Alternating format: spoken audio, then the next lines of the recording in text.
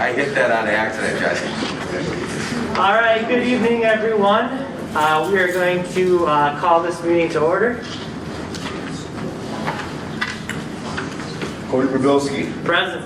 David Schmidt. Present. Mark Lochner. Present. Darren Olson. Present. Okay. And I am present. All right, thank you, Pat. Those that are able, please stand for the Pledge of Allegiance.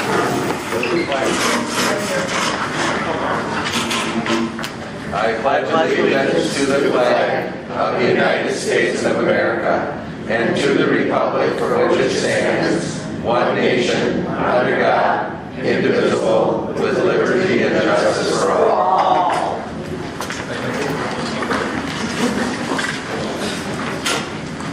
Tonight's virtue card reading. We'll have Pat grab one out for us tonight. Peacefulness. Peacefulness is being calm on the inside. Take time for daily reflection and gratitude. Solve conflicts so everyone wins. Be a peacemaker. Peace is giving up the love of power for the power of love. Peace in the world begins with peace in your heart. You are practicing peacefulness when you create inner peace with daily reflection or prayer. Use peaceful language even when you are angry. Speak gently and respectfully. Avoid harming anyone. Appreciate differences. And find peaceful solutions to every problem. Affirmation. I am peaceful. I use peaceful words and find fair solutions when differences arise. I find my inner peace and let it carry me gently through the day. Peacefulness. Thank you, Pat. Board of Education guidelines. With an open mind, we will establish an atmosphere that allows expression of all views, even when views are not in line with all members, being respectful of time. We will work collaboratively with the district administrator by having open and honest conversations around district priorities. We will work collaboratively with all stakeholders to monitor key indicators so that equitable teaching and learning results in high achievement. We will work towards building a trusting environment with both students and staff can reach their full potential and celebrate successes in academics, the arts, and athletics.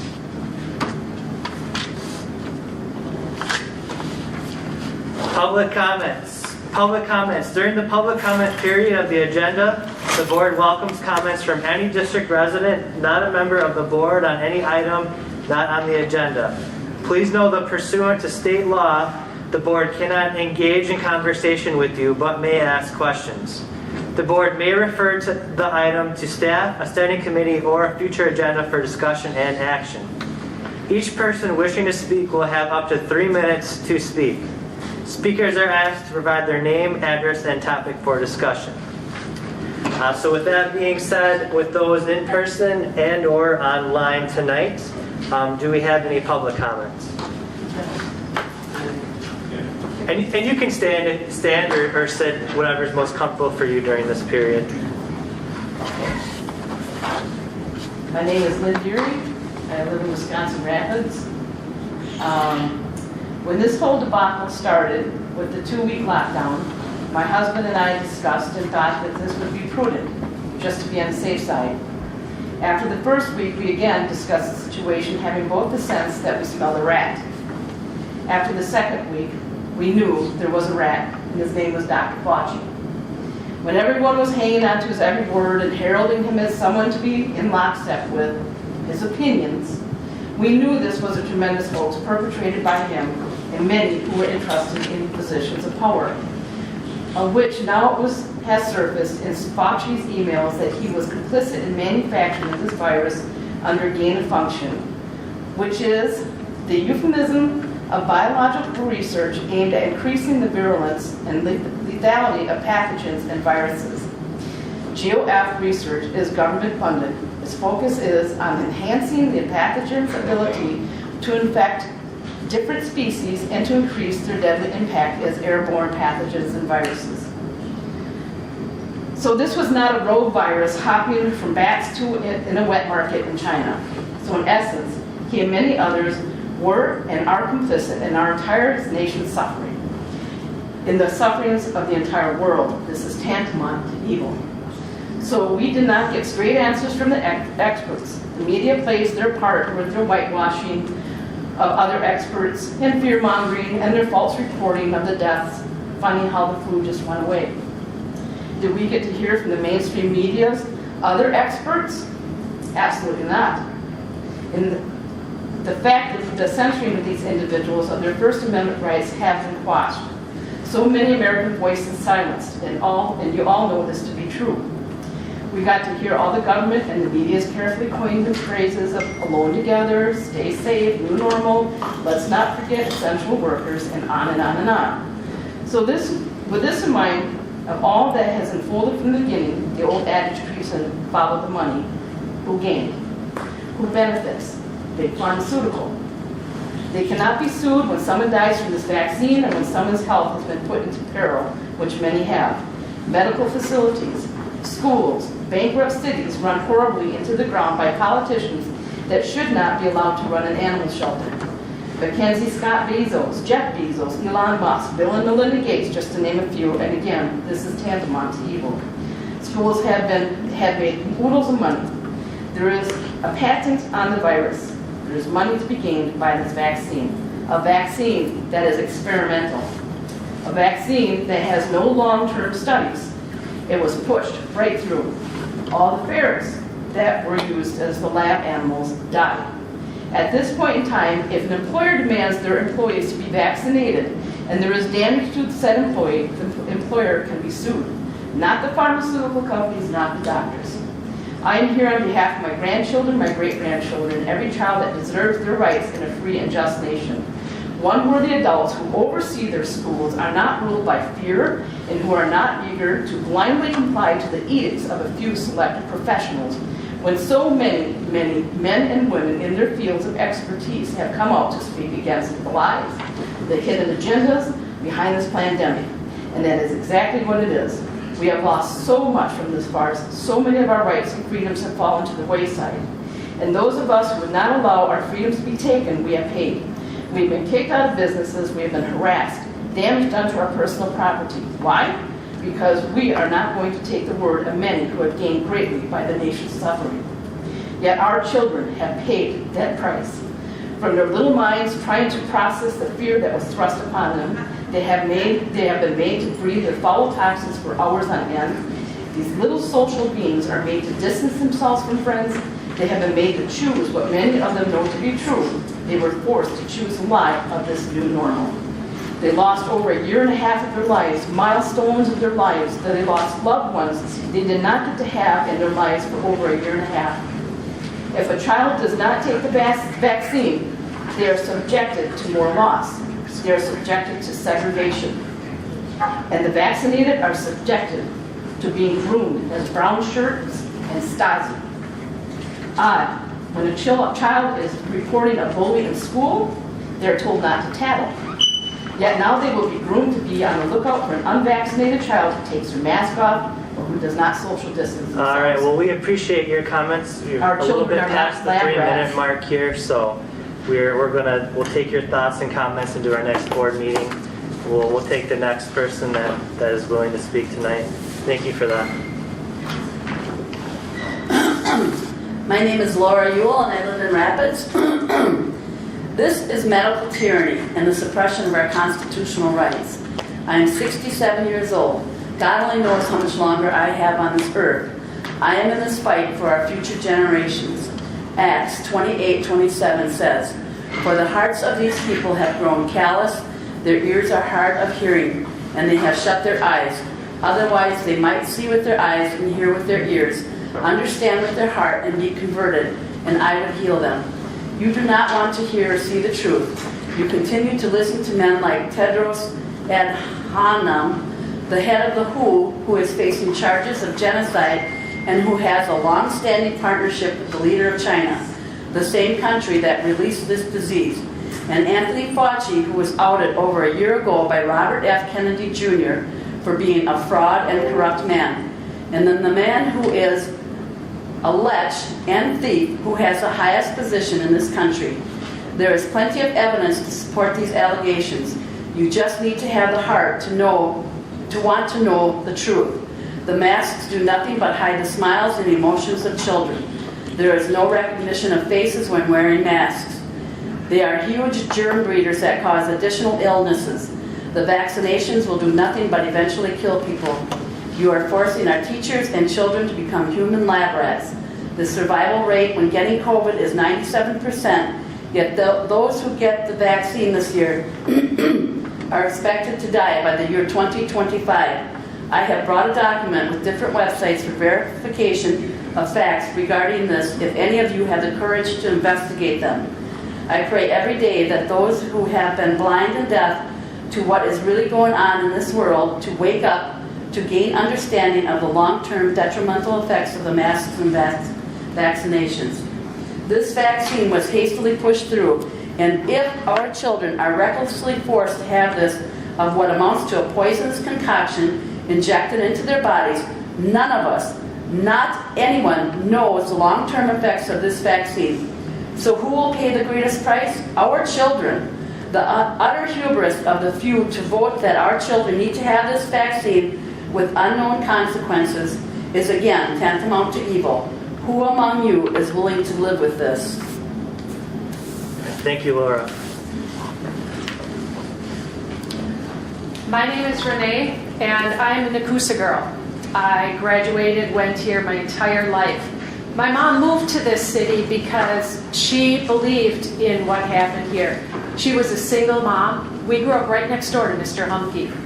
She fought for us, my 4 older brothers and myself, to see that we got a great education. Did you know that when they introduced the swine flu vaccine, it was ceased after 5 deaths? And we are currently hundreds, nearing thousands of deaths, many that include teenagers. Did you know that the age range 12 to 21 make up 8.8% of the total vaccinated children? Yet, they make up 52.5% of the pericarditis and the myocarditis heart problems. Do you want your kids taking them? I am absolutely ashamed that any of you would sit there and expect a child to become a guinea pig, much less any of your staff, to become a guinea pig, a social experiment, so that you can feel good about yourselves. If you look at the statistics, people that fell off a ladder died of COVID. People that were in motorcycle accidents died of COVID. In South Milwaukee, somebody that was shot 6 times by a gang member died of COVID. Yet, all of these children that are experiencing heart problems, it's a coincidence. We have many of these cases of children that come up with this any year. It just happens to happen within hours or days. I have a friend in Wisconsin Rapids, my age, who felt safer getting that vaccine and spent 2 weeks in our hospital, blood clots, head to foot, because of the reaction that she had. How would you allow children to become an experiment? This is not an approved vaccine for anything other than emergency use. And how could you say, if you want your freedom, here's your little piece of cheese, all you have to do is take the jab? Thank you, Renee. Horrible.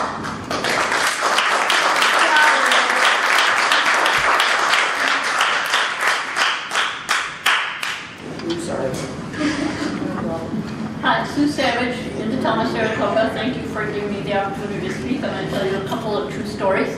A friend of mine had a son in 4K this year, had to wear a mask.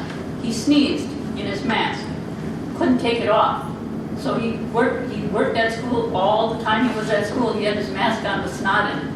He went home that night and his mom was doing the laundry and she said, well, honey, what did you do to your mask? What happened? And he said, Mama, I sneezed and I couldn't take off my mask.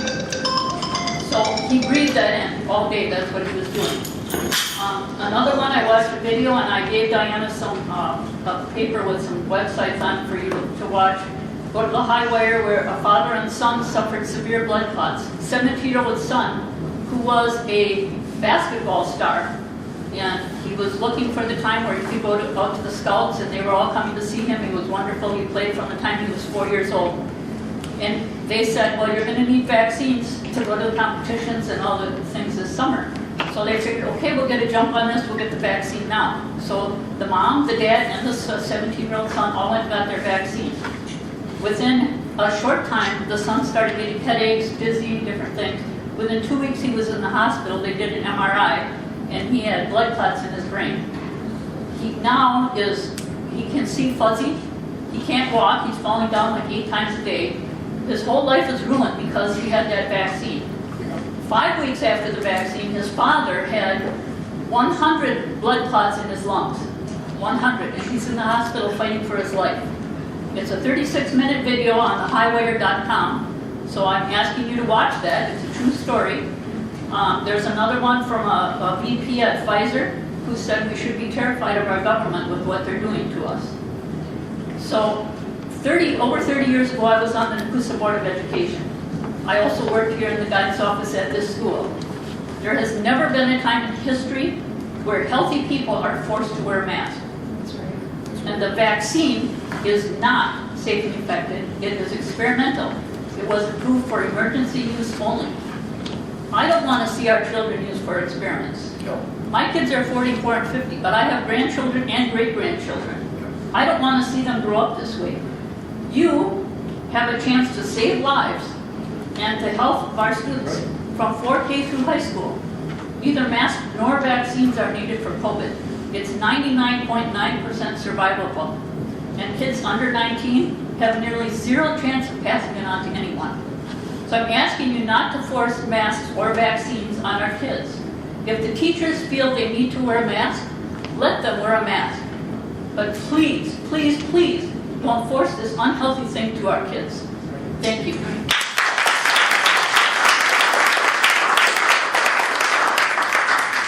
All right, thank you, Sue. And make sure you read the paper I left for you. And mine too, please. Hi, my name is Donna Jasinski. I'm a traditional naturopath in Wisconsin Rapids. 2 of our 4 children went to school here in Nekoosa. Thank goodness they graduated long before this debacle came up. But my grandchildren are here. So I'm not a happy grandmother right now. I was just watching a video by Robert W. Malone, MD, who, if you don't know who he is the inventor of the mRNA vaccine. And in this video, he discussed how Spike proteins are supposed to stay at the injection site, but what they're learning with this vaccine is they're not. They're going throughout the body. They're getting deposited in the brain, they're getting deposited in the cells, and they're cytotoxic, which means they are toxic to cells. They kill cells. And they deposit with a greater degree in the ovaries. What is that going to do to our little girls? Yeah. Absolutely. This is an untested, experimental medical procedure. The cases of myocarditis and pericarditis, like she mentioned, are through the roof. The CDC is even noticing. You can't take all of your information from these organizations that make money from this vaccine. The CDC holds dozens of patents on vaccines. That is a huge conflict of interest. Huge. You have to look for balanced information. Dr. Malone said that he warned the FDA of these risks months ago. They know. They don't care. One, he calls the spike protein, quote, very dangerous. This is the guy that invented it. So, pretty good source there. There was a Facebook group that I was in to learn about what was going on with people. There were over 200,000 women in this Facebook group that were reporting all kinds of side effects, mostly issues with their menstrual cycle. Now, I'm sure all of you have women in your life, and you know that these women know their body. They know what's normal, and they know what's not normal. And these women were experiencing side effects that were not normal, including many, many, many, many, many miscarriages. Facebook removed that group, gone, like that. Why? Why do they not want us to share information? This vaccine, it's bad. And I've been telling people this for a long time. So, forcing people to take a vaccine or wear a mask, which limits oxygen to growing brains. In my office, I've seen impetigo, cellulitis around the mouth, bacterial pneumonia, breathing issues. And the biggest increase I've seen in my office is depression. Grade schoolers with depression, crying, they can't sleep, they can't eat.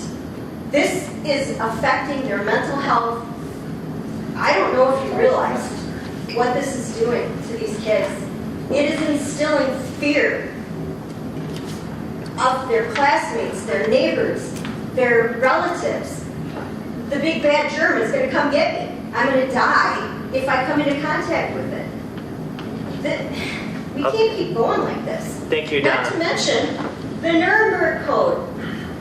Are you familiar with the Nuremberg Code that says Thank you for your comments and thoughts, you cannot Donna. experiment on people without their consent?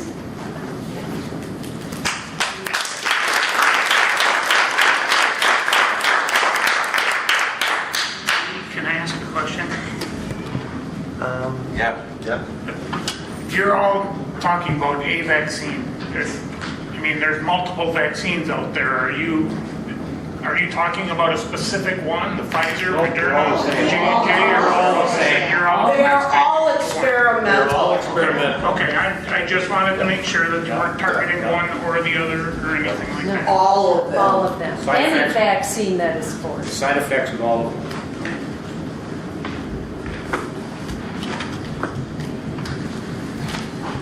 Dan Matthews, I graduated from this school in '71, the first one, brand new school. Had 4 children, grandchildren here, so we all went to school here. I guess my first question is, why are the kids still wearing masks? Because they can't answer? This is not a question and answer thing at all. So I don't understand why what's the holdup here, because I know you got to cover your butt type of thing, the liability behind all this stuff, because that's just the way it is. And I was gone through a lot of negotiations, so you got to do the right thing for yourself and cover yourself. But being in over 46 years in the industry, wearing a mask, because we were the first line of defense, we had to be fitted with these masks. Computer, hooked up to the computer, and then we talked for about a page and a half, so that to see if the seal would break, to see if it would fail, so that you had the right size mask, everything was fit, so that you couldn't get gas with whether it was acid, pneumonia, whatever it was. So we had 2 or 3 different masks that we had to test by hour every year. We had to be certified for these masks, so that you wouldn't get any air. And so the dust mask, which would help on some of the particles, we didn't test that, but your nose was always white if you had talc or whatever powder you used. It went through the mask no matter what. Okay, that's just the way it is. No different than the surgical mask, and according to the reports, that the COVID is smaller, particles are smaller than even the N95 mask, which is 150 to 300, and it goes up to maybe 60 to 120, 60 to 140, depending on what survey you're talking about. So the mask doesn't do the job. But now there's over 31 different effects from the kids wearing the mask: physiological, psychological, and health issues. We talk about the 97% oxygen that you have in your bloodstream. Well, one doctor, which is a doctor lawyer, was talking about it dropped sometimes in the 70s into the 70s on some of these people, kids, especially if you're going to have the kids. And she's saying last year, get the kids back to school and get them without the mask, because of this oxygen level is going to drop in them, and it's not good for them. Along now, we've noticed a lot of decay in teeth and everything else from the bacteria not escaping. So the masks are creating more issues than, and it's a 99.85% that if they do get COVID, they recover. They don't need the vaccine, they don't need the mask. So my question is your responsibility, and it lays at your desk, and you're liable whether it goes along with the mask and the vaccines, because they are going to initiate vaccine. They said that they are now have to take all the responsibility and all the side effects that might come from it. It's their responsibility, so it's going to fall back on the school if they decide that we're going to issue this in. So you got to be careful. You got to cover your own butts. But I'm just saying, this mask thing, there's side effects on these that it's not worth having the kids have the mask. I'm telling you. Thank you, Dan.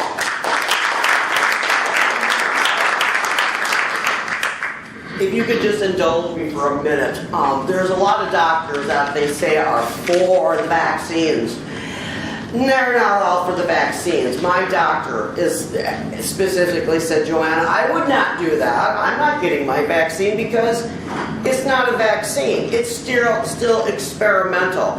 He's not the only doctor. I know many, and I'm sure you all do too. You're shaking your heads. So if the doctors and the nurses aren't going to get them, and they're going to kind of wait and see, how can you have these children undergo this brutality? I don't understand it. Zuckerberg won't take the vaccine, but he mandates it. Thank you. Gary Krause from Nekoosa. I live up on top of the hill here. I did not go to school in Nekoosa, I went to school in Cross.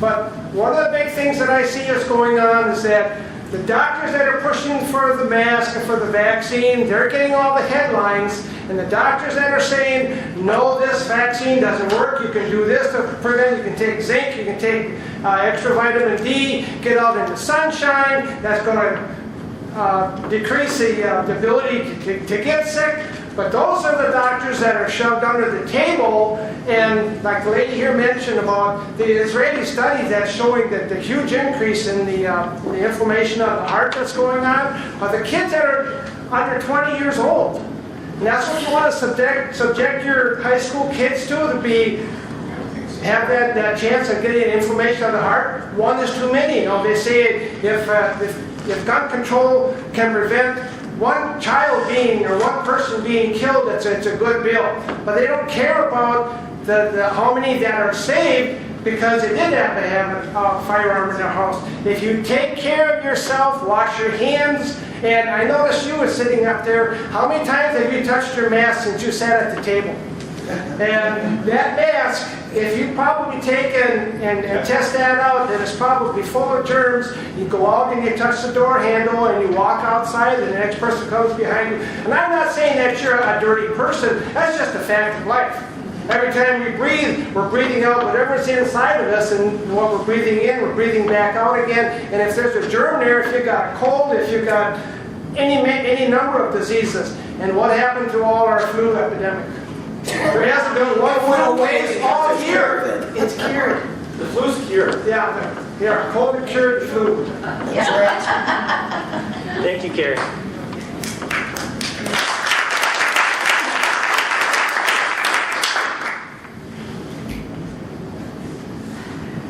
Alright, I'm coming at this a little differently. So some of you know me and know that I don't miss any of my kids' activities. This was important enough for me to miss tonight. My son's baseball game when he had his first home run. I missed it. So, but it's worth it because they're worth it. So I'm here advocating for my boys and all the other students today. I want to start by saying that I'm for freedom of choice. Freedom to mask or not, freedom to get the shot or not. Andy and I don't blindly make health decisions for our family. The decisions have come with hundreds of hours of research, and this is not an exaggeration. I poured my life into this the last year to make sure we're making the right choices for our kids. I'm going to touch on just a tiny fraction of the information, and I'm going to just share information that anyone can pull from the CDC. It's the fact sheet for the Moderna vaccine that you're supposed to be given when you get the shot or before you get it. And all of them are all similar. I've read them all. So it says, it's just a few little things here. You are being offered the Moderna COVID-19 vaccine to prevent COVID-19 caused by SARS-CoV-2. COVID-19 is the symptoms, SARS-CoV-2 is the actual virus. They are not the same thing. The vaccine may prevent you from getting COVID-19, which is the symptoms. It never once in here says that it's going to prevent you from getting SARS-CoV-2, which is the actual virus. COVID-19 is caused by a coronavirus called SARS-CoV-2. The Moderna COVID-19 vaccine is an unapproved vaccine that may prevent COVID-19, which is the symptoms, not the virus. There is no FDA-approved vaccine to prevent COVID-19. The duration of protection against COVID-19 is currently unknown. Serious and unexpected side effects may occur. The Moderna COVID-19 vaccine is still being studied in clinical trials. The Moderna COVID-19 vaccine has not undergone the same type of review as an FDA-approved or cleared product. This is a 6-page sheet that you are supposed to be given before you get the shot. Everyone has access to that on the CDC website. Based on that small bit of information I just gave you, there are too many unknowns, and people should not be pressured into giving this to their children so they don't have to wear a mask. And obviously you're aware that the CDC has called for an emergency meeting June 18th to discuss the myocarditis that they've been seeing in people after they've been getting the shot. And as of June 10th, there were 34 positive cases out of about 72,000 Wood County residents. My question would be, what number are we looking for to go back to normal? 34 is a very small number. History is our biggest teacher. We should look back at the past and know that when you identify people in certain groups or class, it has only led to bad things. Requiring people to show papers is not something we want to be a part of here in Nekoosa. This is discrimination and will lead to bullying and peer pressure among many other things. This is not what I would call protecting our children. I also have just over 70 signatures that a young lady who is a Nekoosa High School student collected. She collected these today on short notice in just a couple of hours before she had to go to work. I would like to say that what she did was absolutely amazing to be able to get that many handwritten signatures in such a short amount of time. There are so many in this community that feel the same as I do, but couldn't be here tonight on such short notice. I would ask that you would reconsider the policy you put out for the summer school and make masks optional going forward without requiring proof of vaccination. Just one other quick thing, Pittsfield made a decision last night at their board meeting to make masks optional. I appreciate it.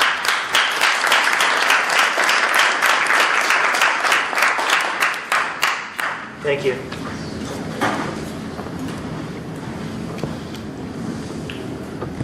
Anyone online for public comments? Do you want to check the comment box? Oh. Nothing in the chat. Nothing in the chat.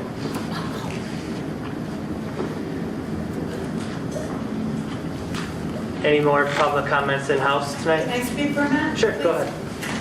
My name is Dottie Milky and I'm from Nekoosa. My kids graduated from here. My grandkids are graduating from here. I just want to tell you that I'm proof that you can survive COVID. In February, I got double pneumonia, and on top of that, I got COVID. And they kept me in the hospital for a day and a half. They said, you got to go home because we can't do anything for you here that you can't do at home. They don't give you the medication that you want. You ask for it, they won't give it to you. And so, therefore, my husband and I went through COVID. A lot of my other family members went through COVID. We all survived. I say with the HIPAA alone, how can you force people to get the vaccine and expect them to tell you?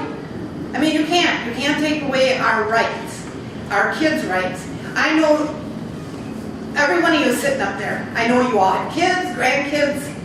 Now, are you going to tell me that your kids are going to be in first in line for those shots? No, I doubt it. So I'm thinking if you know that your family kids are not going to have that shot, why would you expect the rest of us to let our kids and grandkids get those shots? I mean, and the mask, I know I can tell you stories of one of my grandkids. He didn't go to school half the year. He did online because he was petrified to put the mask on, to be here all day with the mask. He was going through, we had a lot of issues with him. Finally, he came back second semester, and he went through with the mask, but he didn't like it.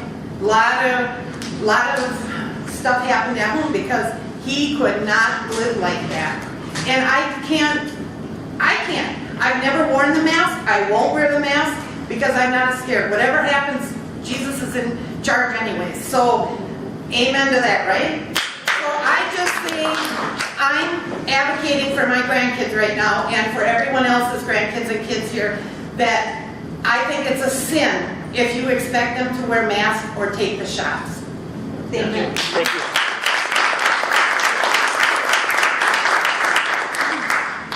Excuse me, can I just add with Dorothy here because that's my sister? I'm the extended family that also suffered COVID. My husband came down with it, he works, he had to wear a mask every single day at work. He's the first one that came down with it. I came down with it second, a few days later. I have an autoimmune disease that I have I can't fight off infections. My white blood cells are down to almost 0. I was one that wasn't even as ill as these guys were. I've suffered the influenza, which, like he said, has disappeared. I've suffered pneumonia. I suffered bronchitis. In the last 2 years, thank the Lord, I have been healthy, keeping my numbers in order. But when I had COVID, my white blood cells were down below 1.5. Anybody knows a healthy white blood cell needs to be up anywhere between 3 and 4 to even start to fight off infections. I spent 3 days on my couch. I had the headache, didn't feel good, whatever. Never ran a fever over 99. Never had to go into the hospital with my other medical issues. Never even told me to go to the hospital. They told me stay at home, rest, take vitamin C. My daughter, she had the same time. All 3 of us, he got first, so he was already in quarantine upstairs. We were quarantined downstairs. All of us came through it, flying colors. I was back to work within, we had to take the 2 weeks off. But by the mandatory 2 weeks, we were back in school, we were back to work. The only thing was I was tired for a while, but like I said, I'm the one that had no immune system, and and I'm living proof, no problems, no breathing problems, nothing. I probably had influenza when I was healthy worse than what this COVID was.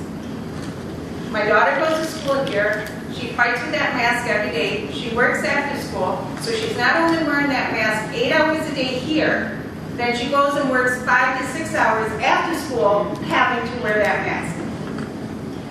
It gives her its esteem a little low because it breaks out their face. She has had problems with breathing, where she's gotten colds, chest congestions, everything with that. When she comes home after work with one of those masks, if you could see the inside of that thing, it's just disgusting. Absolutely disgusting. And we've worn the masks outside, like cleaning up dust. You come home, your face, or go inside, your face is all dirty. There's stuff up inside, those masks don't do anything. And every doctor will tell you, I personally cannot have the vaccine because of my health issues. But I do, people, the government has made these people scared for their lives, because of this. But they also tried it back when we had the N1H1. Same thing, that petered out within a few weeks. It's a control of the government. We're going backwards. We're going to be going into communism here. You want to have the vaccination? That's fine with you. But my child's a minor. That is our decision if we want our child to have a life-threatening, untested, vaccine. For one, my daughter won't be getting it, so I told her, unfortunately, if it doesn't pass, she's going to have to wear a mask. Because I'm not putting anything into my daughter's body that I personally would not take a risk and put into mine.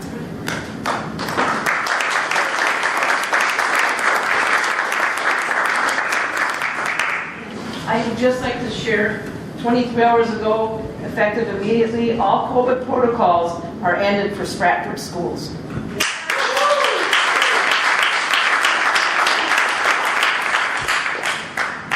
And I didn't go to Nekoosa schools, I went to Rapids, but all of my kids graduated from here.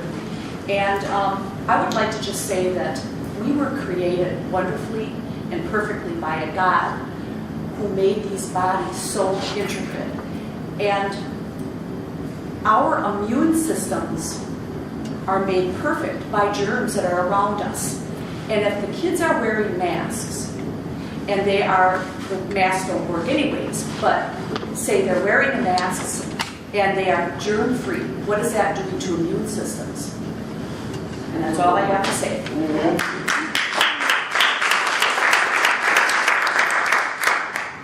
Thank you.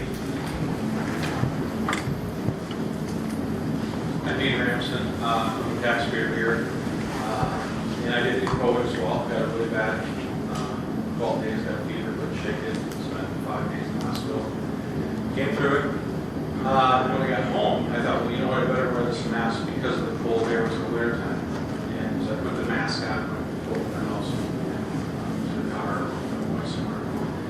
And we were down in Madison or Janesville in late January, and I stopped at the Cracker Barrel. And I used to test my oxygen. It was my oxygen. I got pneumonia, it was sepsis. So the virus is real. There's no doubt about it. It is there. But our immune systems, like I say, are built to fight this. I need some help at the hospital, but I'm still not going to take the vaccine. But my point with the mask is I put the mask on and went to Cracker Barrel and thought, you know what, I'm going to test my oxygen, which was hanging around 92. It dropped to 86 within 15 seconds of having the mask on. And so at that point, I said, I am never going to wear a mask again now. I've had to put it on certain occasions, but I just think it's wrong to force anybody to do anything. That's not what America's about. And it's back to like the Germany days, where you're forced to do this or forced to do that, forced to the gas chamber. I think it's wrong. And, I'm glad you talked about God. If you read the scriptures, you read Revelation, it says the mark of the beast. Whoever accepts the mark of the beast on the right hand or the forehead, you will not be able to buy or sell unless you accept the mark of the beast. That prophecy is coming. This is just a practice run. Yes, It's a it practice is. run Yeah. for this mark of the beast that is coming. It's up to us if we're going to accept it or not. You can accept it if you want it. If you want it, go ahead and accept it. That's your thing. But they expect me to accept it, that's totally wrong. And if you want to wear a mask, wear a mask. But I saw these little kids that are going to school and are forced to this, it's just wrong. And it will be hell. You guys are accountable. You might not think you are. Absolutely. You're in the school board. You ran for that position. You will be accountable. You will answer for your decisions, just like I answer for my decisions. You will answer, and so will every person in the government, everybody in the world will answer. Yes. So I just pray that you make the right choice. Yeah.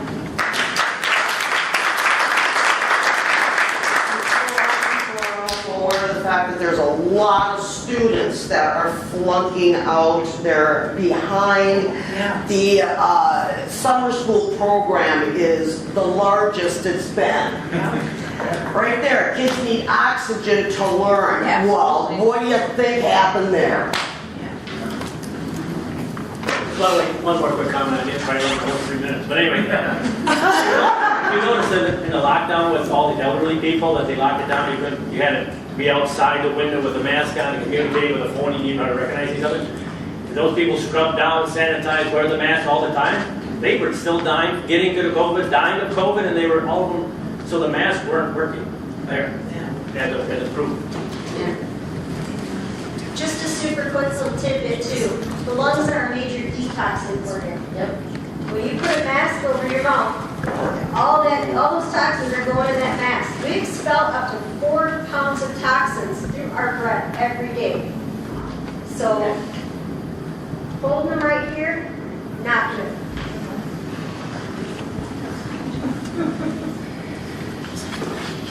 All right, well, we appreciate everyone's public comments. We're going to take, we always have our board workshops before our board meetings. We have plenty of comments, thoughts. We'll compile these all together and talk as a board, and we'll move forward from there. With that, we're going to move on to our normal scheduled board meeting here. When will you have it scheduled? Board meetings, they're once a month, and we have workshops anywhere from 1 to 3, maybe even up to 5, as many as we need per month. So You post it on your website or something? yeah, it's all posted. So am I correct in assuming that a decision is not going to be made for another, or even talked about for another month, which is another month that these children are in school with masks? The board can schedule a meeting or a workshop, right away as tomorrow or at the end of the week. So we just have one scheduled each month. We can schedule one as soon as tomorrow. So. Is that a possibility that you will be doing that? We can all meet together after the meeting tonight and discuss everyone's comments and suggestions and thoughts and go from there. So, yep. Thank you. Thank you, everybody. Thank you all for coming. Thank you. All right, athletic complex update. We have point of beginning here tonight. So, Lynn, are you introducing? All right, so we have with us tonight, point of beginning. Jim Ostrom is here and Steve Hersberg. So guys, why don't you come up? And what we wanted to do is give an update. As you can tell out there, it is getting close to being finished. So we wanted Steve and Jim to come tonight and give us an update and maybe a timeline on when they're going to be finished, and then answer any questions that you have. So Jim, you want to take the floor? Sure. Yep. So I'm sure you guys know this. We just got done paving the track, the walkway, and the bus loop last week. Finished Saturday. Now they're just hot dressing around the asphalt edges, the turf. The field's getting prepped right now. The turf's planning on starting next week, Monday. They'll be in there for about probably 3 to 4 weeks, and then rubber on the asphalt will be scheduled for the week of the 12th. Really, that's about where we're at. Right now, the completion date is still holding for the beginning of August. How are we doing on the concession stand building? Is that good? Concession stand, we got a couple issues there. We're fixing up the ceiling right now. But yeah, outside's done, so we're working on the inside stuff. So all the wires pulled, lights work, Yeah, you bet. No problem. So oh, there's a question.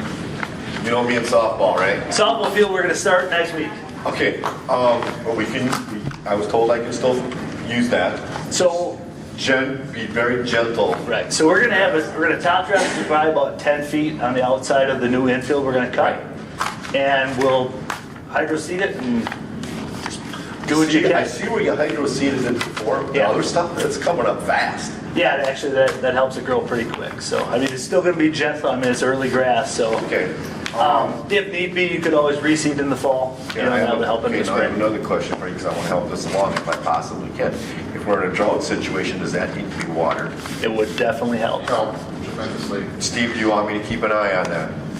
Yeah, and I could exactly how we would go about. Well, there's a hose there. There's a hose right by the dugout. It's got to get hooked up to something.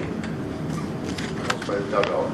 There's a hose by the third base or the first base dugout, just sitting there. I didn't realize there was water there. I know there's a hose. I'm assuming there's water. I don't know that there is. We'll have to look at that. Well, we can check. But yeah, I mean, I would be glad to do that. You know, just give us a spray each day. You know, if we don't get rain. Yeah. I think that there's a hose bib right on that side of the concession stand, too. Yes, there is on the concession stand. I mean, if you want to do do a lot of holes. Right. Yeah. I mean, But we could we, you know, because I'd just like it to get as good a start as we can. I just don't believe there's water on that dugout. I mean, if there's water there, I don't believe it's on or ever been turned. I've never seen water come out there. I can't believe why would there be a hose there? We'll have to look into that tomorrow. Okay, well, let's check it out tomorrow. Okay, Yeah. I'll be there bright and early like I have been. Yeah, I am not aware of water. Okay, good. Other questions? Water would definitely help. I agree. I don't think there's any water there. I don't think there was any water at that dugout in the past, so. Yeah, if it is there, Okay, I'm just, like I said, these questions. So, Jim, will you just Unless the hose came from the old concession stand, maybe. Will you just talk a little bit about how they're putting the turf down and how with that gravel out there, people Sure. have So right now we have I'm sure you've seen it when I was saying last fall. We put the 6 inches of drainage stone, and then we have another 1.5 inch lift of drainage stone, which is a finer stone that is basically just there to lay the carpet out, so they got a finished product to work on. So really, it'll show up in rolls. It'll look like big rolls of carpet, and they'll line it up and roll it out and start sewing it together. And then after they get done with that, they'll start doing they'll put silica sand in there and spread it. It'll look like a big cedar. They'll be spreading it out there, and then they'll have a brush, and they'll groom that in, and then they'll start with the rubber. Just go around and around in circles. So. Any other questions for Jim? So what was the completion date again? We're going to shoot for August 1st, and that'll be the polyurethane on the track and the track painting as well. The only thing that might be a little bit past that is the painting, and then we did just add the enclosure to the bottom. So depending on the delivery dates for that, that would be the only thing that would really hold us out. yeah, because delivery dates on all materials right now are very pushed out. But it sounds good because it sounds like the steel studs are showing up tomorrow, so it's always a good sign when things start showing up. So. And then the pavilion. An example, I mean, the trusses for the Easy Pavilion.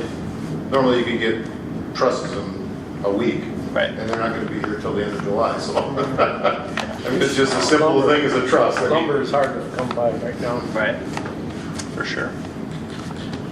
All right, thank you.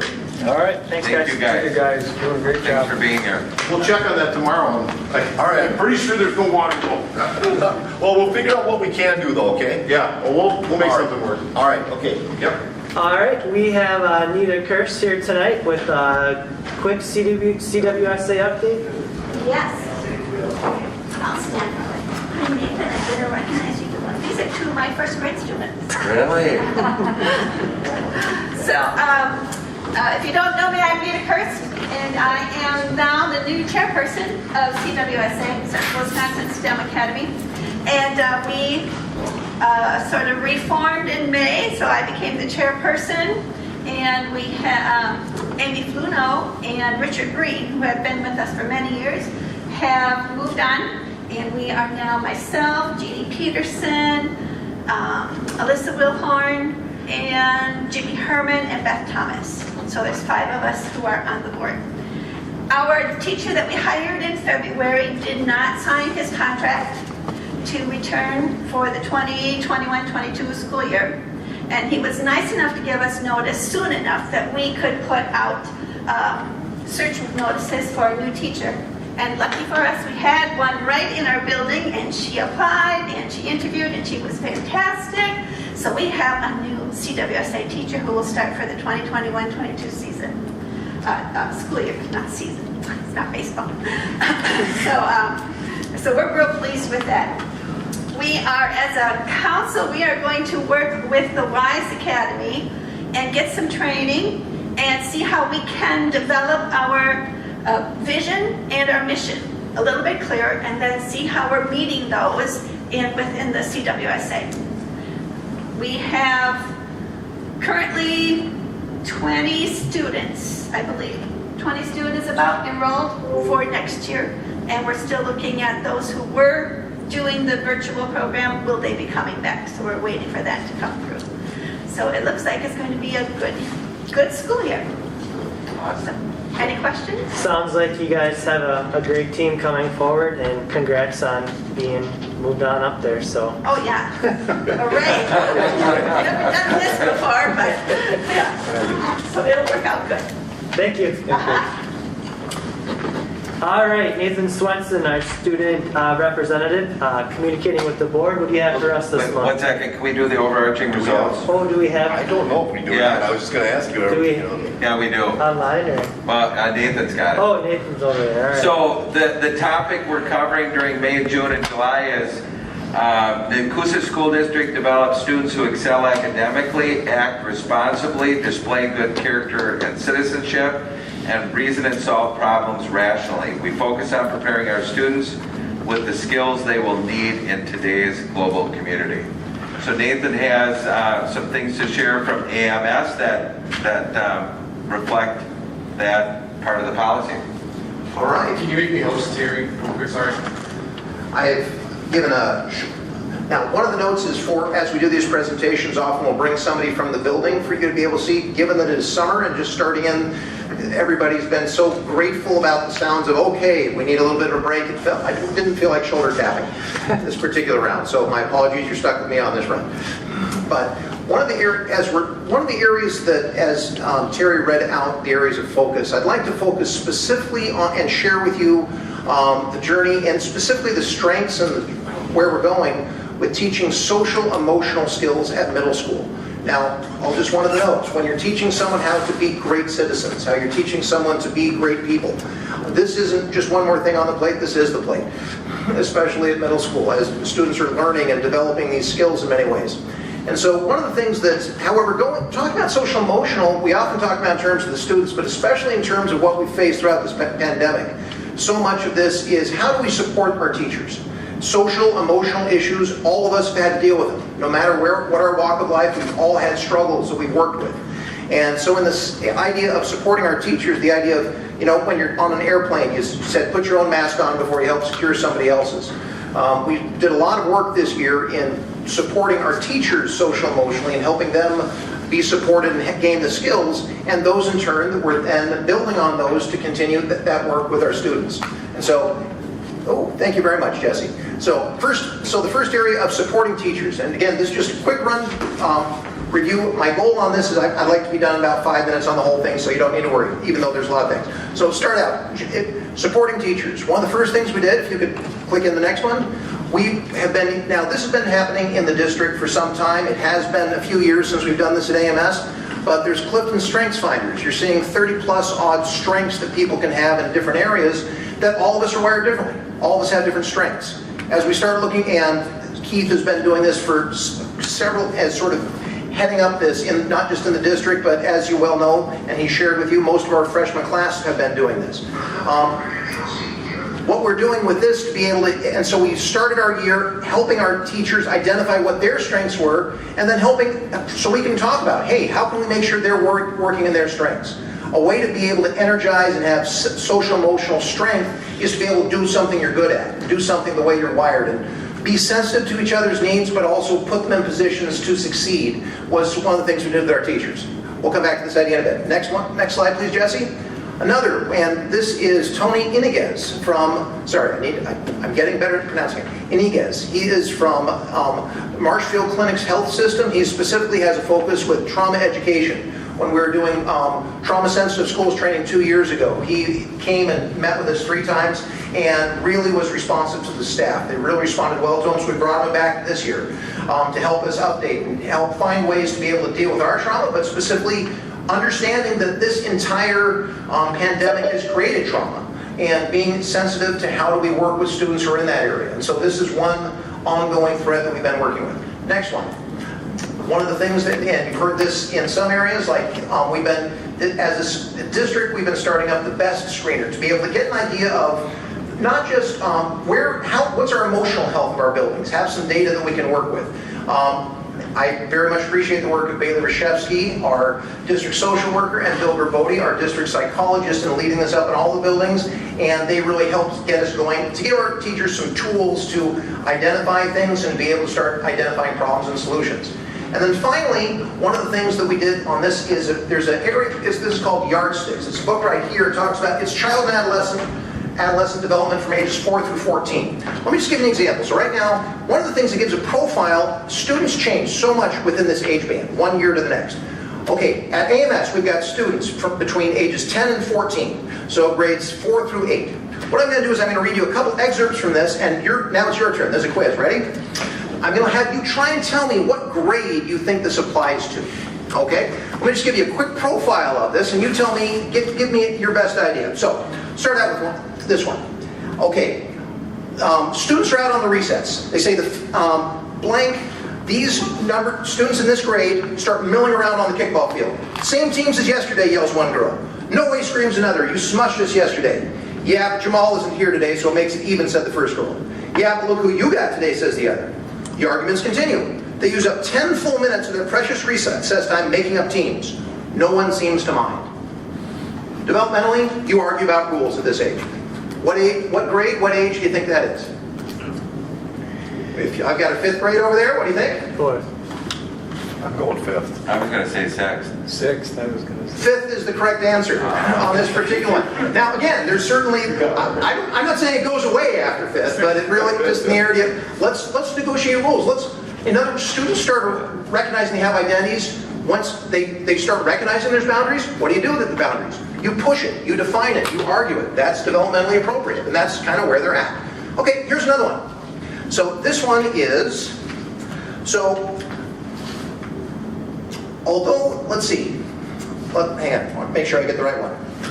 Whether at home or at school, the process of identifying themselves as separate, almost adult individuals means that this age group wants to do everything their way, to have freedom, to be on their own. They may not always be good at following directions, but they're great at inventing new ones. These students constantly look for opportunities to decide for themselves what they'll do. Get a part-time job, join a rock band, play a sport. Challenging adult authority becomes an almost visceral reaction, one that may be accompanied by eye-rolling, hair-tossing, and other scornful expressions that serves as distancing gestures. For all their outward bravado and sense of sureness, though, this age group are easily embarrassed by activities that may cause them to appear uncool in the eyes of peers.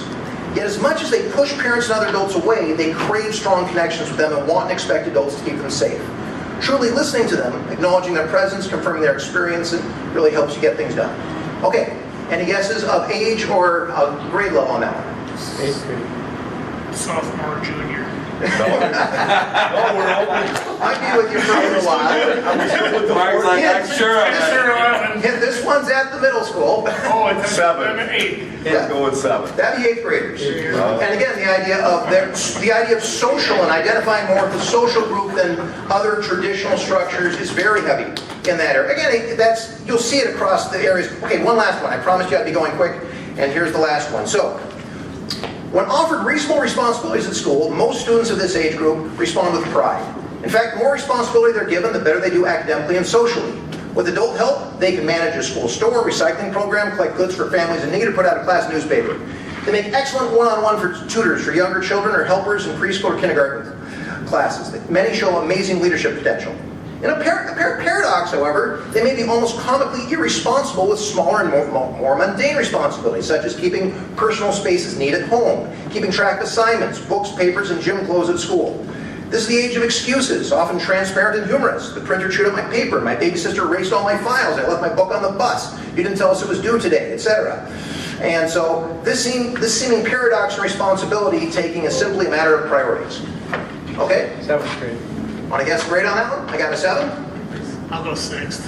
You go 6? 6.5. 6th grade on this one. So anyway, I can continue on the things, but many of the things is that students are a lot of the ways they are at these ages because that's where they're at developmentally. This is how they are as part of learning to be. And one of the things that we as a faculty are working on is just understanding where they're at, and I think this is expressed well on here, know where they are, know where they were, see where they are, and prepare for where they're going. And the better we can understand our students, the better we can meet them where they're at, and see challenges not as a problem or taking it personally, but just really saying, this is kind of where they're at no matter what. How can we help them? But here's ways and here's guidelines to get there. Okay, just getting an idea of the importance and the realism of that. So moving on here a little bit. So teaching these social emotional skills are vital. Next slide. This is a governing principle we go off. This comes from Dr. Ross Green. He says, concerning behavior occurs when the expectations being placed on a kid exceed the kid's capacity to respond adaptively. In other words, if a student, we see challenging behavior if the student doesn't have the skills to meet expectations. And that's what it comes down to. If there's a problem, it's not, hey, what does this student have against me? What's the problem with the student? We're saying, what skills does the student not have to meet this case? And then that helps us say, okay, how do we help that student develop those skills? And that's very much the framework we're going under. Click on the next one. So this is a key area that we started this year, and we're going to continue even more next year in leveraging our school counselor as a lead skill builder. So as you know, we have our advisory structure, 25 minutes a day, each grade level. But this year, Mr. Murray started meeting. He has, over the years, this position has worked with grades 4 and 5 and had regular meetings. This year, Mr. Murray started meeting with every grade level regularly to teach skills. Oftentimes during advisories, I'd be coming into one, and I couldn't go in there today because there was Mr. Murray. He was teaching his thing. Sometimes alongside Officer Colo, sometimes along other people, but he was doing skill building on things of how do you deal with bullying, how do you deal with, let's talk about, social issues, sexting, how do we deal with things that may hit at no matter where it comes. He's been working with that. So as we're looking, we've seen enough success and many things coming to that.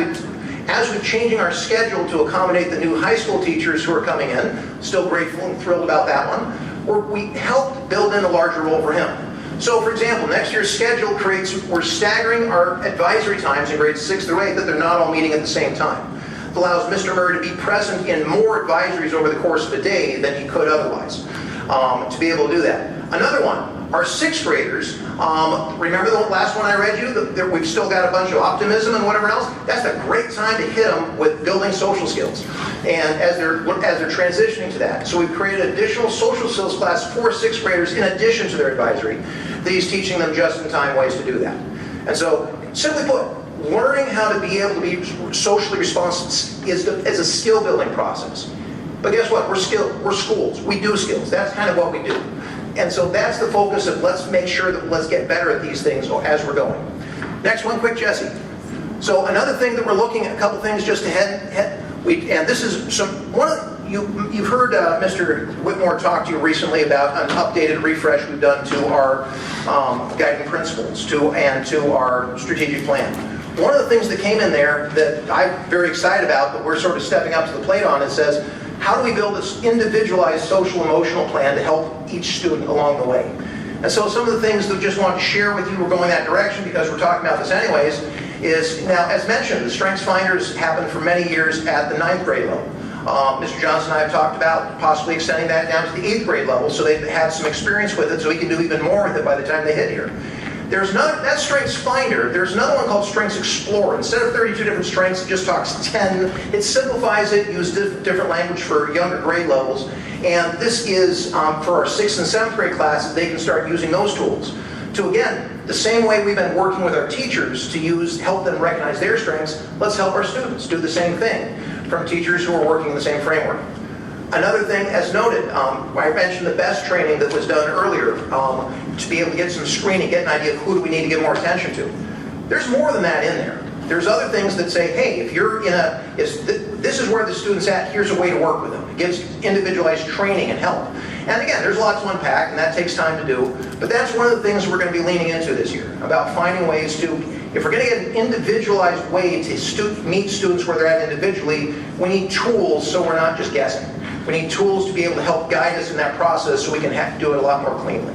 So anyways, social emotional, we're taking that as seriously as a curriculum and a focus as we are any other academic subject, and we're very excited. And this last year has really underscored like nothing else how much we need that, how much we all need to be able to just be there and show that for each other and to lift each other up. So that's it. That's what I've got. Thank you, Nathan. Thank you. Any questions for Nathan before we move on? All right, thank you, Nathan. Thank you. All right, now we're going to head on over to our student representative, Nathan Swenson. Nathan, what do you got for us this month? Not a lot since school year ended. We're all somewhat glad to be done for the year, looking on towards better things. Tomorrow from 10 o'clock to 3 is a blood drive here, second one we've had. I think there's still a few spots open if you wanted to sign up on the Red Cross website. After tomorrow, our next one will be October 13th, keeping it on Wednesdays, so that one will be up and running to sign up for soon. Not much other than that. Student Council going to meet a few weeks in August because homecoming this year is ridiculously early. Second full week of school, so we're looking towards that.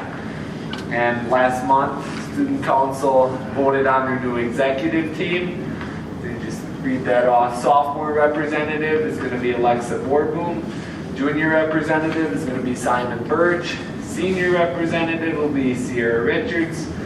Social media / public relations will be Robin Anderson. Secretary / treasurer will be Brandon Swenson. Vice president will be Sophia Garza. And I will remain president, and I'll be on the board then for another school year. So other than that, really don't have anything. Awesome, and hopefully all of the board members here will be at that blood drive tomorrow. Terry too. Yes. And Lynn. All right. Thank you, Nathan. What time is that, Nathan? 10 to? 10 o'clock to 3 o'clock. Okay. Thanks So again, somebody Nathan. shows up, and will they sneak him in or no? I would shy away from that just for the fact that they're trying to go appointment only. Not to say that they wouldn't accommodate you if you show up, but they're trying to shy away from that. All right. Thank you, Nathan. Brian Girl, do we have him? He is on vacation. He's on vacation. All right. Enjoy your vacation, Brian. Yes. Our business manager, Lynn Knight. I will defer because I have a couple of things later on the agenda. All right. We're going to head on into policy governance now. OE1, global operational expectation. Terry, do you want to read the statement for us? Yep, OE1, global operational expectation. The district administrator shall not cause, allow, or fail to take reasonable measures to prevent any practice, activity, decision, or district condition that is unlawful, unethical, unsafe, disrespectful, and imprudent in violation of board policy or endangers the district's public image or credibility. The district administrator is expected to maintain an action plan that aligns all district strategies and operations to achieve the board's results policy. OE1. And after reviewing this, didn't find anything for reason or concern, so I'm just looking for a motion to approve OE1, global operational expectation. So moved. Second. Got a first and second, all in favor? Please say aye. Aye. Motion carried. Thank you, guys. GP2, governance commitment. I'll read that one here. Want me to take that, or you got it? Yeah, you can if you want to grab that The one. Nekoosa Board of Education supports the welfare and education of students, the interest of community, and the work of staff. The board shall hold itself accountable to property taxpayers of the school district of Nekoosa. who are the owners of the district by ensuring that all its actions are consistent with the board's policies and in compliance with state and federal statutes and regulations. And I think tonight was a good example of some of those regulations and moving forward, and to our taxpayers, community, district, teachers, staff. Unless there's any comments or suggestions for this one, I'm just going to look for an approval too. So moved. Second. Got a first and a second. All in favor, please say aye. Aye. Motion carried for GP2. Thank you, guys. All right. GP6 Board Committees. I'll read the policy statement. Committees shall be used infrequently to facilitate the board's work and will not interfere with the board's delegation of authority of the district administrator. Just some examples. The board committee shall not direct or advise the staff. Another example, board committees shall speak or act for the board only when authorized by the whole board to do so. Just another one here. I'm just looking for a motion to approve. So move. Got a first. Second. And a second. All in favor, please say aye. Aye. Motion carried. Thank you, gentlemen. Last one here, R1, overarching results. Terry, if you want to read that one for me. And this is the policy that really reflects our year's worth of work when each month we have somebody present on the vision of the district vision mission. So Nekoosa School District develops students who excel academically, act responsibly, display good character and citizenship, and reason and solve problems rationally. We focus on preparing our students with the skills they will need in today's global community. So each, like I said, we've reflected on all the results throughout the whole year. So this month, of course, the middle school, Nathan ended this month with the June. And I must say the board really appreciates those monthly updates, and it's good to be in the know even more than so. Unless there's any comments, we're still looking for a motion to approve this as well. Second. Got a first and a second. All in favor, please say aye. Aye. Motion carried. Thank you, guys, for R1 overarching results. Other board work tonight. Lynn took a pass, but we're back at her with the preliminary budget for 21-22. Yes. So this is not nearly as exciting as the beginning of the meeting, but it is it's exciting to me. So I'm just gonna, the school district of Nekoosa's 21-22 preliminary budget is typically presented to the board in June for approval. So if you just want to move forward, thanks. Just to recap, the budget recap, the district's fiscal year begins on July 1 and ends on June 30th. The state approves a budget every 2 years, typically in June or July, and the state's fiscal year is also July 1 through June 30th. It's called the biennium budget.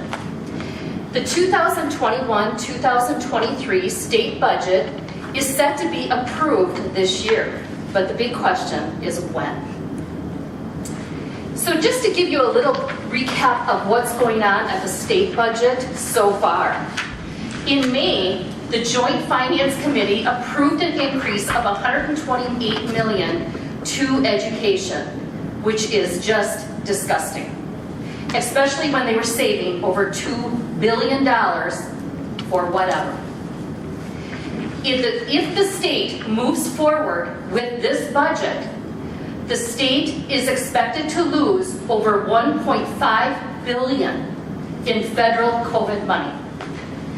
So just to prove a point, and with the bickering of both sides at the state level, we are going to suffer and lose $1.5 billion in COVID federal money.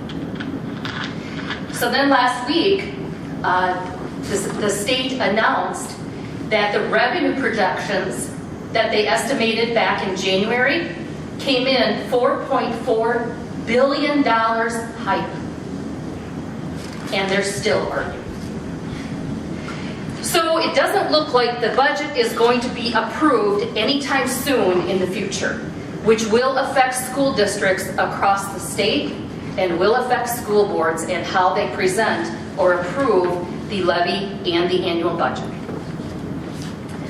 So our normal process for our budget is in June, I present a preliminary budget to the school board, and you approve a preliminary budget which just basically authorizes spending from July 1 through mid-October, when we finally have all the numbers and you are presented with a final budget and a final levy amount in October. So this is just giving us like a bridge, so we can still spend money, we can still pay the payroll, we can still pay the bills, just that bridge until we have an approved final budget. In July through September, the business office is pretty busy. We're closing the year, the prior year. We're getting everything ready for our audit. We're also preparing the new fiscal year, which means we have to look at all the increases. We have to enter all of the budget items into our financial software. We look at building budgets. It's just a real busy time. There are some times I can't remember what year I'm in or what year I'm working in. So it's just very, very busy. And typically in October, the revenue limit worksheet, which is the Bible for school district budgeting, the revenue limit worksheet tells you how much revenue we can raise in state aid and property taxes. And once we know how much money we can raise or how much money we get, then we can figure out our spending. So the revenue limit worksheet, all these variables are all over the place in this revenue limit worksheet, and the state just gives you a little piece at a time, little pieces. And then finally on October 15th, they give us the final piece and we can complete our budget. So then the following week, I typically come to the school board, we present the final budget, and you approve the budget and you approve the levy. So that's normal. There are many, many variables on the revenue limit worksheet that aren't available October. I just mentioned that. There is a lot of uncertainty at the state's biennial budget. It's a little scary. So as a result of the unknowns, the district's preliminary budget is the same as the prior year's final budget. And just a reminder, the 21-22 preliminary budget, the total revenues is a little over 18 million. Jesse? And the total expenses are a little over 18 million. And these are our operating funds, which is the general fund, Fund 10, Special Education Fund, Fund 27. So we do know of a few increases. We do know that the board approved the salaries for teachers on July 21st, 2020. So we have an idea of what our salaries are going to look like. We know we have a 10% increase in our health insurance. We know that. We were expecting it. We have an increase of a long-term disability insurance, which is a benefit that the district gives our employees. That increased by 4%. But I can't remember the last time we ever received an increase for our long-term disability. And our bus transportation, we approved a contract last year. It's a 5-year contract. But every 2 years, we actually give to the board to approve. We know we're going to have a 3% increase. But all of these increases are not reflected in the budget that I just showed you, because once you start entering everything into the financial software and then you stop and then you got to go back and fix it, you get mixed up and it's just not worth it. Yes? Those percentages, that's not based on the total number, that's 10% of the health insurance number, 10% of the long-term disability. That is absolutely correct, yes. So what are our next steps? Well, first and foremost, we really hope that the state passes the budget in a timely manner. If they don't, that means that all of our annual meetings are going to be down the road, and the state levies, the budgets are all going to be down the road. What's really scary is that we, as a district, have to submit our levies to the municipalities by the first week of November. So if the state decides that they don't want to pass the budget until the third week of November, nobody is compliant with the law. And what are the municipalities going to do? Because they have to get the tax bills up. So it's a domino effect that it starts with the state and it just keeps going downhill. And we're all in the line of fire. It happened once when I was a business manager in Stevens Point. They passed their budget, I believe it was the third week of October, and we were scrambling. And it was a scary time back then too. So we also complete the revenue limit worksheet. We know that October 15th in a normal year, we will finally have that completed, and we'll get that filled out, and we will make sure that we enter it into the budget. And depending on the state, present the final budget to the school board at the October 2021 board meeting.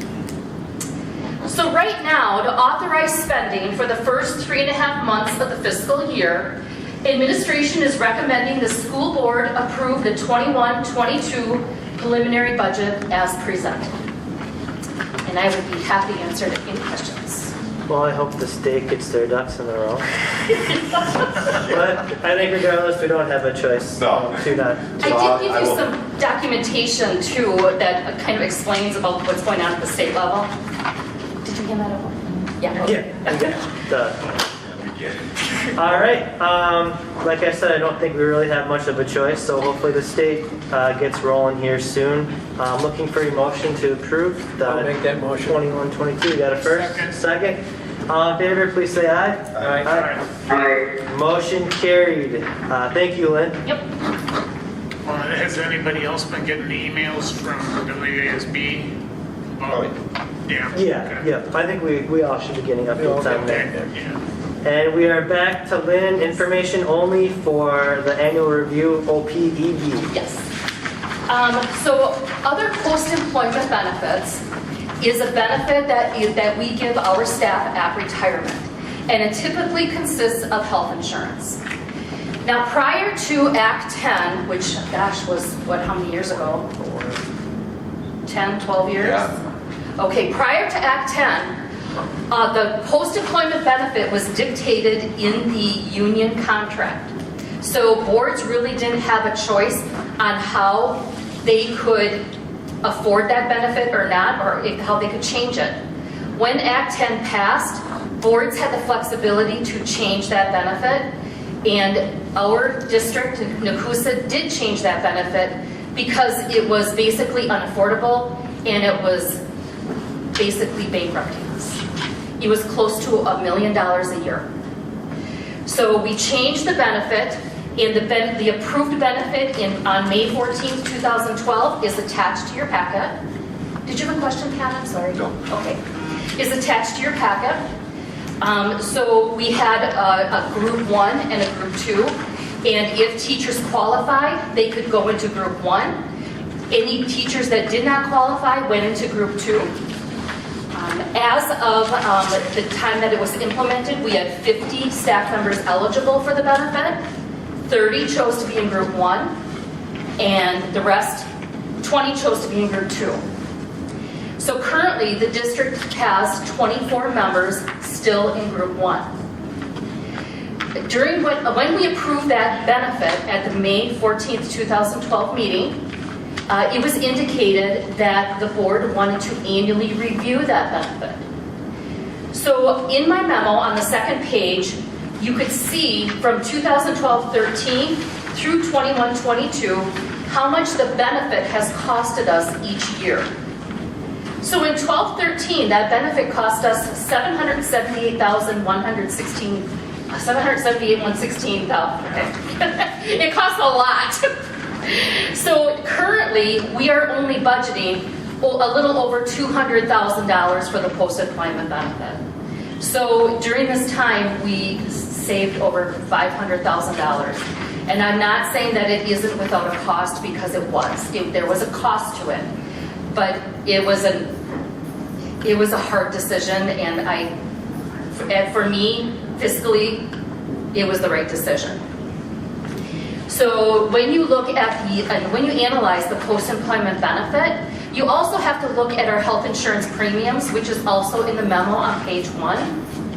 And well, I think you all know what health insurance is doing. It just keeps climbing and going up and up and up. We review that on an annual basis. Rick and I meet with our insurance consultant. We review our insurance premiums on an annual basis. We're in a consortium, so we have more buying power. So we're doing everything we can to keep the premiums as low as possible while maintaining the benefits.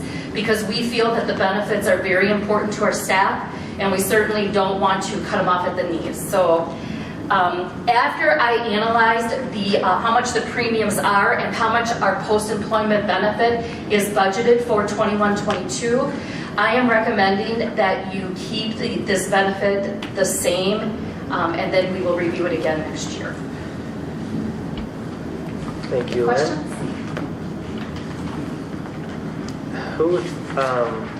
We went away from,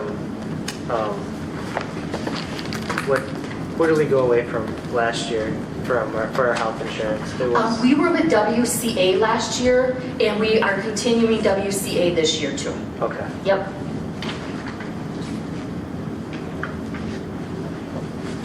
What is WCA? Wisconsin Counties Association? Good. Yep.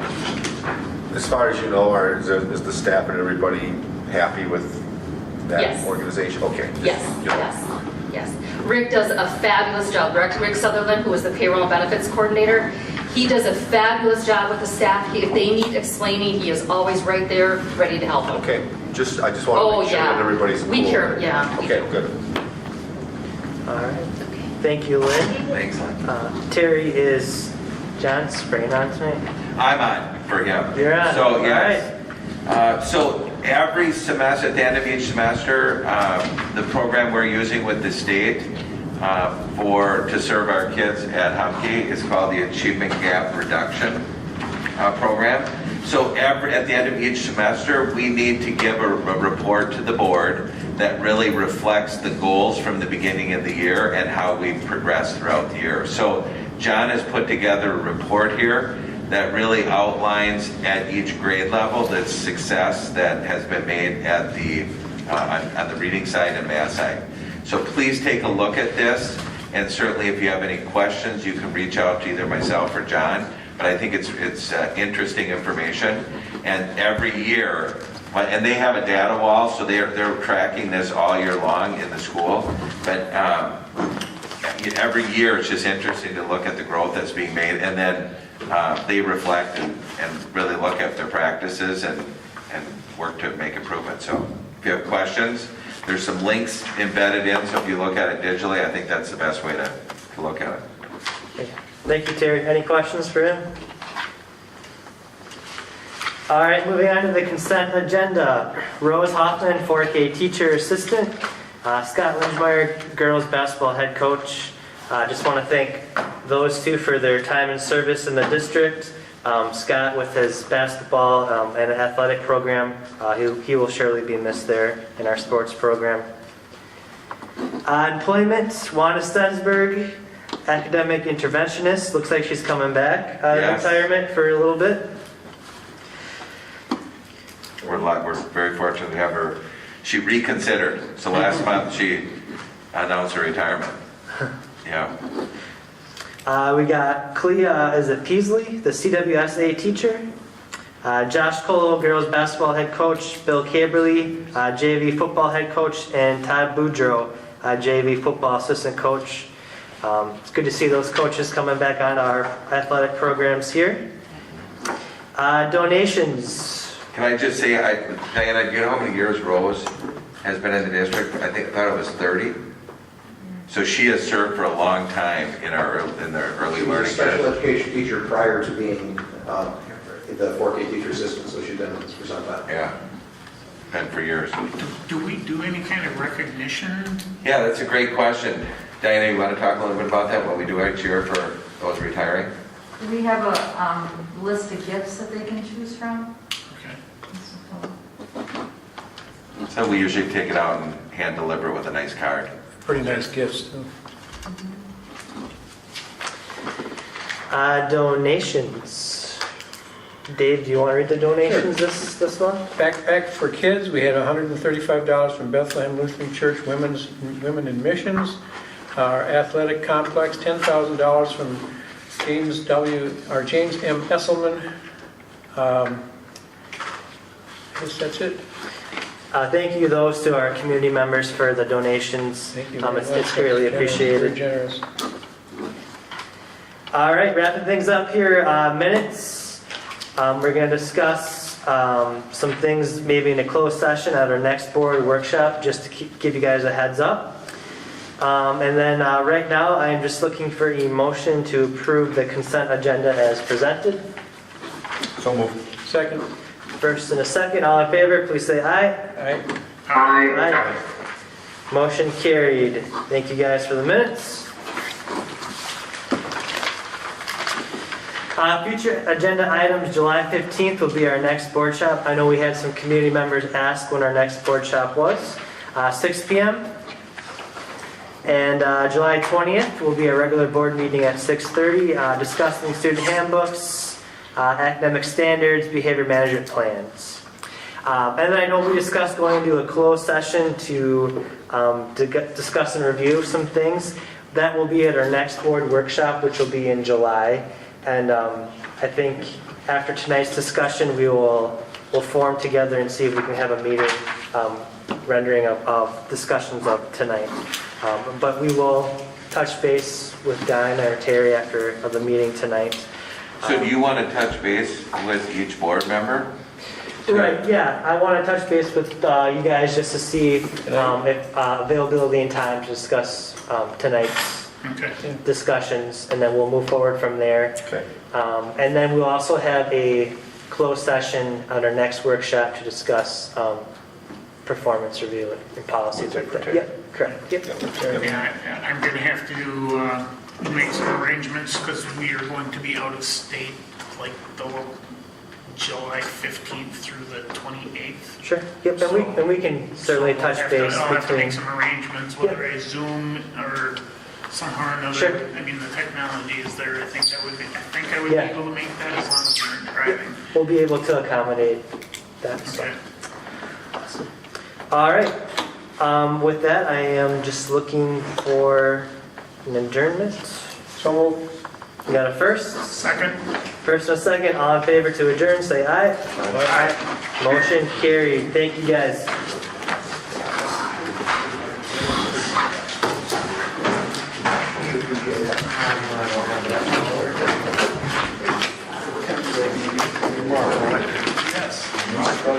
Take the water and say hi. So I've been doing it. That's not. starting here.